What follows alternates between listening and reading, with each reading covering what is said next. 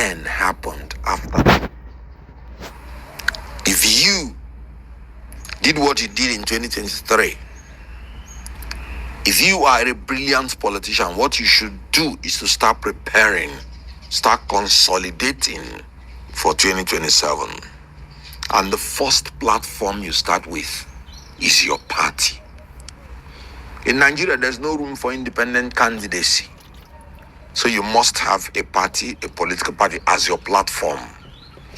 And when we moved into Labour Party, nobody was interested in the structure of the Labour Party because we moved in for the election.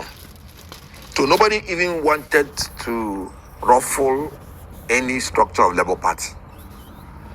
That was why when people wanted to assault Labour Party, I took it that they wanted to assault our electoral chances, and I fought fiercely against that. When you hear all those other factions fighting Labour Party then, and we always succeeded.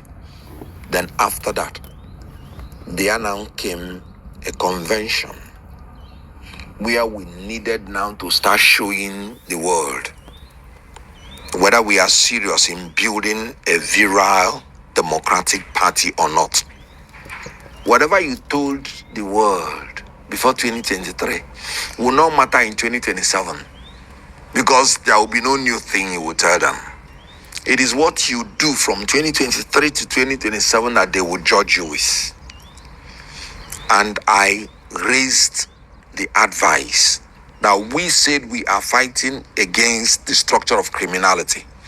We said we are better off even if we lose doing the right thing than winning doing the wrong thing. That this is the litmus test. And then when we entered into the convention, I, as the spokesperson, was not even informed about the convention. I saw it leaked when the letter was leaked in the social media. But because I was not interested in being an executive of Labour Party or being interested in any elective post, I was like, I wanted to keep quiet until Peter Obi himself came out publicly to say the people that are doing this convention did not consult people. This convention should not go on. This convention should not go on. And then the convention went on after warning them. And then, knowing the consequence that a leader has said something and the people did not follow the leader, the next thing is that the leader ought to embark on doing something to ensure that his order was obeyed. I called Peter Obi privately. You made this public statement. Do you mean it? Or was it a political statement? Because I have no dog in this fight. And then he said, he meant it. Can't I see that he did not even attend the convention? And I'm like, what a cheek. What gave these people the power to continue when our leader has spoken? And that was when I came out to say that convention is illegal and is null and void, and presented my facts by law, because in fairness, it was an illegal convention. That was how I said, no, it can't stand. Then you, the Peter Obi that said that, after a little while, they went and lied to Peter Obi that INEC has accepted them. That was a lie they told him. And then Peter Obi surreptitiously went back to them. And I'm like, sir, you have made a public statement on integrity. Even if INEC has accepted these people, that is not a criterion for you to go back and start dealing with them. Because these people have shown that they are not democratic. If you go back to them, they will destroy your political career. And everything you have said about integrity and everything will die. That these people are now agents in the hand of of the government to destabilize you, that you should not try it. And that since you have made a public statement and we have started acting on it, if we go back, it's going to affect our integrity. Me, I don't go back. Because not only that you said it, it is true that what they did was absolutely illegal and unconstitutional. If you go back to them, I will not go back to you. I will not go back with you. And you know what? I called all the people that were in the inner circle and told them the same. Look at what our guy is trying to do. He wants to go back with the Abure people. If he does it, he's not going to go back with me, because I do not swallow back my words. And after saying all those things, within like 72 hours, he went back to Abure's office to publicly endorse them.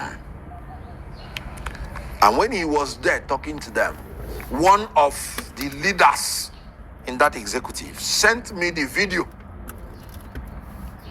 to mock me that the person I'm fighting for against them has come to their office to endorse them. What am I waiting for? That was the first time I made a public statement that I disassociate myself from anything Abure and his executive. And that was the last time I sat down with Peter Obi to talk. And then we continued. Because I told Peter Obi, if because they lied to you, or even they told you that INEC, because then he didn't know they lied to him, but I know, being a lawyer, I said, assuming without considering that INEC has even recognized them, INEC recognized Tinubu, so why not let us go back with him? So I told him, because one philosopher, Alan Kasden, he said, never compromise your principles, even if it will lead to difficulty in the short term. Never compromise your principles, even if it will lead to problems, to difficulties in the short term. That's my policy. So, if INEC recognize them and you know they did the wrong thing and you want to go with them, then you are a politician of convenience, not a politician of conviction. And I told him, you are going into a problem. And so we continued. I disassociated myself and continued on that platform. It dawned on him, because when he went to endorse them, he saw the backlash. Then he said, no, he's looking for reconciliation. I said, fine. That is still a very good escape route for him, if he can, maintain it and distance himself from them. It was when INEC now publicly disassociated itself from Julius Aburi. That was when Obi now came out and became neutral. And I'm like, sir, you cannot be neutral on this issue. Something has to be done. And then, even when INEC disassociated themselves, Labour Party did not have leadership, and confusion was breeding everywhere. I said, sir, you cannot be neutral. You have to say something. NLC had a meeting, and all of us came there. And he said he prefers to sit on the fence. And I'm like, hold on. In front of everybody, I said, sir, this is not something you can sit on the fence. A leader must take a decision. And he insisted he prefers to sit on the fence. And I said, okay. When he left, all the people there, we are so annoyed. I still begged them. I said, please.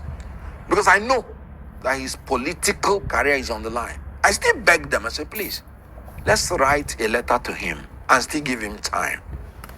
to take decision, because everybody wanted to implement whatever is his wish, because people were fighting for him. We wrote a letter to him and still gave him some time.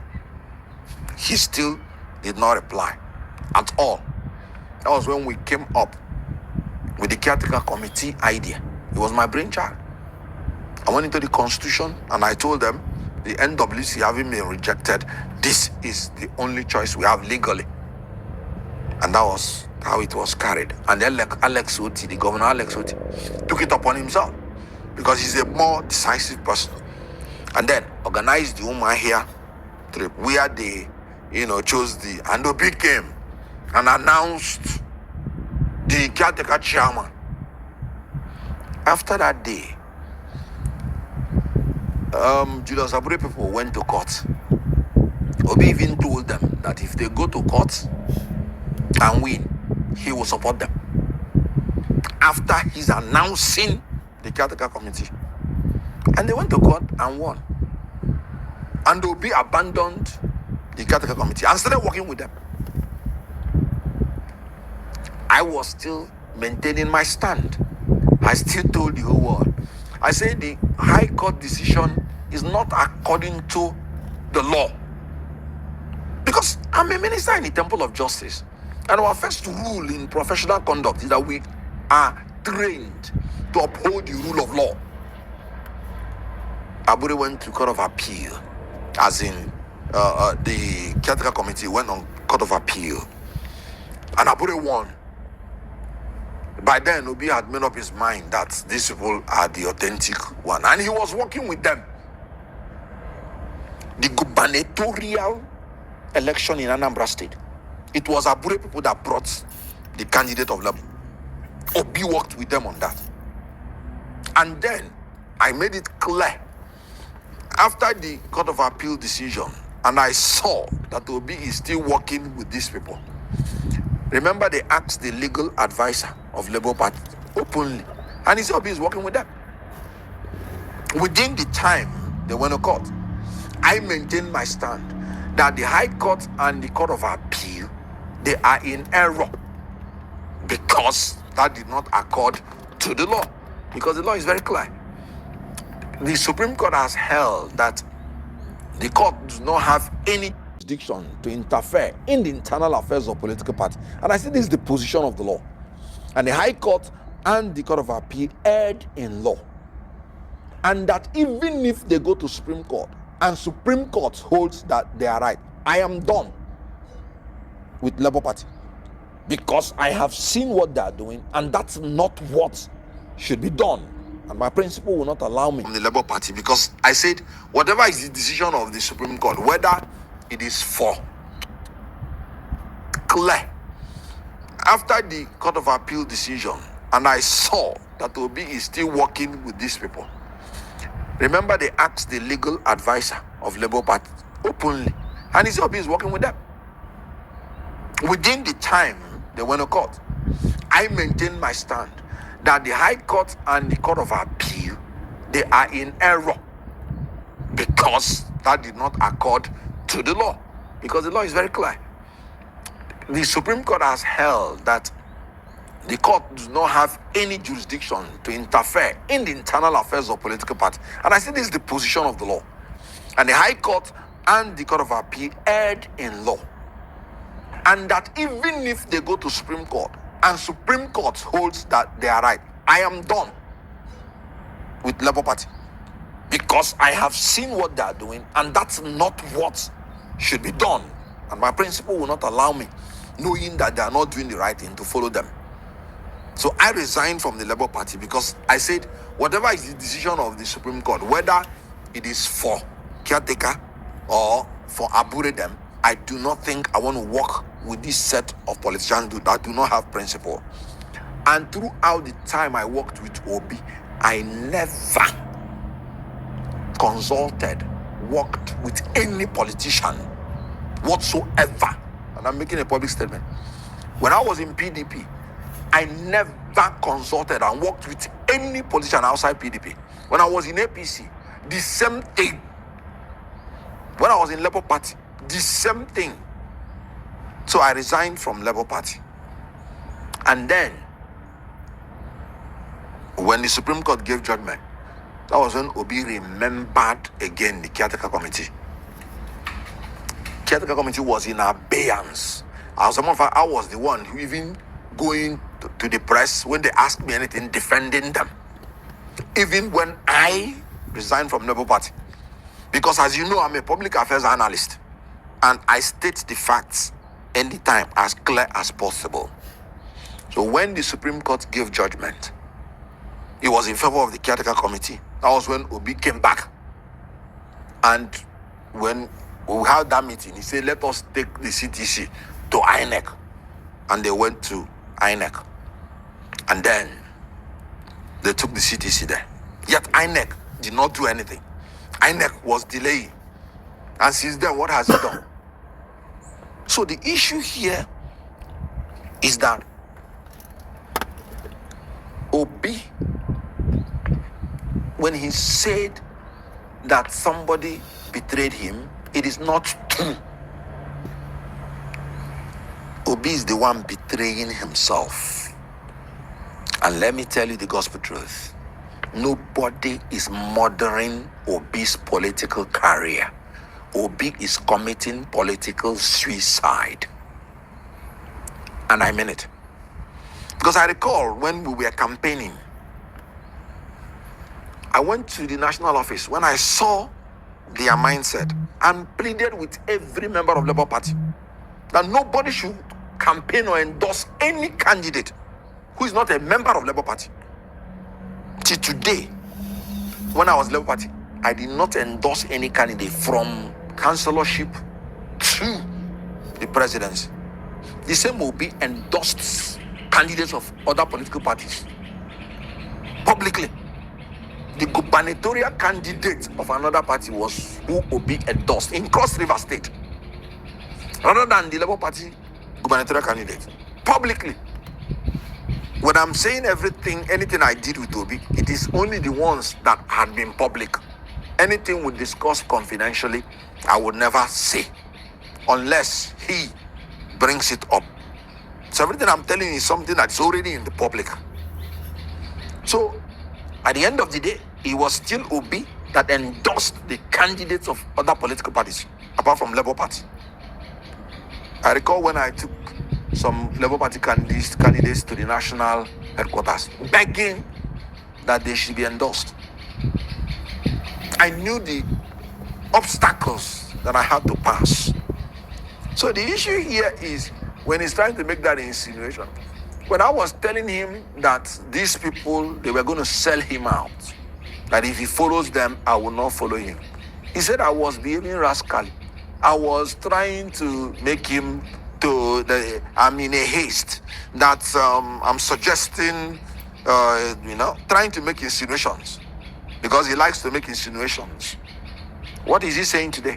The same will be saying the government is using these people against him. The same thing Kenneth Okonkwo told him how many months ago? For crying out loud, if you're a leader, you are in such a party, you have 2-3 options. The first one is, if you see that these people are criminals, the way you want to paint them now, you leave the party if you can't solve the problem as a leader, so that your followers will not be confused, and so that you don't get so close to the time of the next election that you would have nothing to do about it. Now, you did not leave. You remained with them. Why? Because you're in cahoot with them in everything they're doing. In all the primaries that the Aburedem organized, none was organized without Obi's approval, whether in Imo, whether in Edo, whether in Ondo, and now in Anambra. And that was why Obi campaigned for all the candidates that came out of it. So you're in cahoot with these people in private. In public, you want to paint another image. No, you're just being a politician of convenience, not a politician of conviction. So where does Kenneth Okonkwo come into this? When I couldn't take it anymore, I left. And before leaving, I had nothing to do with any politician. Nothing. So the issue here is that a P2B, you're not a team player. you're not a great manager of political issues, and you're looking for your problem outside you. I told him that whatever happens to Labour Party has happened to his political career. Because anytime you're stepping out into a coalition, the destiny of your political future is no longer in your hands. Because you have to subordinate your own interest to the interest of the coalition. Labour Party is not viable now as a party to pose a good presidential campaign. So his political destiny lies now in the coalition, or he is not going to make any impact whatsoever in 2027. So when he insinuated that Kenneth Okonkwo betrayed him, sorry, Obi betrayed himself, because he is just committing political suicide. Since you've made reference to the coalition, let's take it from there. What's your general assessment of the viability of the coalition being midwifed by opposition political parties, and are you part of it? Yes, I am part of the coalition, and in all honesty, the opposition